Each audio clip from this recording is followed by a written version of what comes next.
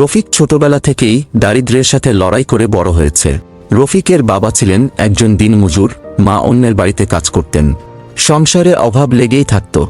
স্কুলের বই কেনার টাকাও থাকত না, অনেক সময় না খেয়ে দিন কাটাতে হতো। কিন্তু রফিক স্বপ্ন দেখত একদিন সে নিজের ভাগ্য বদলাবে, পরিবারকে দারিদ্র্য থেকে মুক্তি দেবে। তাই সে পড়াশোনার প্রতি কখনোই অবহেলা করেনি। দিনের বেলা স্কুলে যেত, রাতে টিউশন পড়িয়ে বা দোকানে কাজ করে কিছু টাকা জোগাড় করত।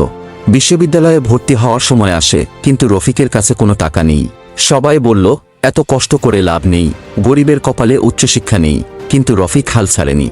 রাত জেগে কাজ করত, স্কলারশিপের জন্য আবেদন করল, আর অবশেষে সরকারি বিশ্ববিদ্যালয়ে ভর্তি হল। সেখানেও জীবন সহজ ছিল না। পড়াশোনার খরচ চালানোর জন্য পার্ট টাইম চাকরি করতে হতো। ক্লান্ত হয়ে যেত, তবুও থেমে থাকেননি। 4 বছর পর সে ভালো রেজাল্ট নিয়ে গ্র্যাজুয়েট হল। আজ রফিক একজন সফল ইঞ্জিনিয়ার, নিজের পরিবারকে দারিদ্র্যের অভিশাপ থেকে মুক্ত করেছে। যে সমাজ একসময় তাকে বলেছিল তুই পারবি না, সেই সমাজই আজ তাকে দেখে বলে রফিক আমাদের গর্ব। এই গল্প থেকে কি শিক্ষা নিলাম?